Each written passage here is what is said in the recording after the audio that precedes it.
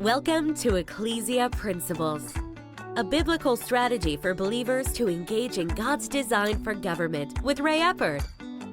Muammar Gaddafi, who was in Libya at the time, he said, Allah will give us Europe without ever firing a shot. And we will do it through immigration and birth rate. I mean, he said how they were going to do it. Yeah. That's what's happening in England right now. Yeah. It's what's happening in France. Most people do not realize that Paris is, the area around Paris is probably about 40, probably getting close to 50% I've been there. Islamic right now. Yeah. London, there are actually sections of London that the police force don't go into because Islam has taken it over and has established their own court systems. They don't even follow British courts. Wild. They follow Sharia law. Yeah. And if you go into that area, you will not be under the protection of British law. You will be dealt with according to Sharia law.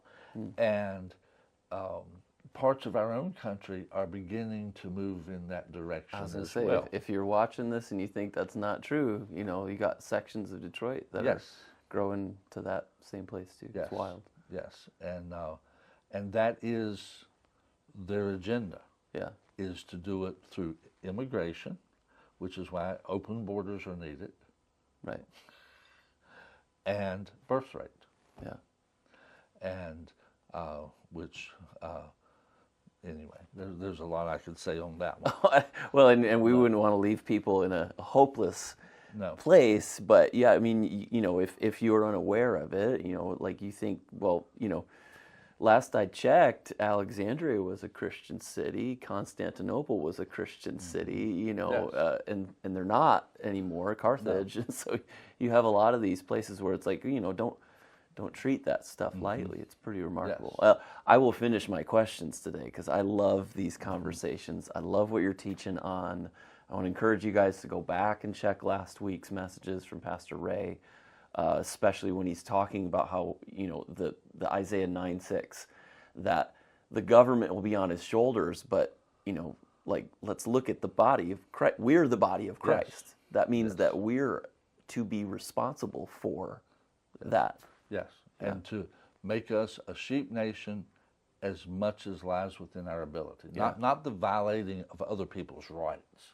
Yeah, I mean, amen. because you know the one thing, and here I'll just interject this because this is the one piece that people miss when we're talking about a Christian nation, and our founders understood it.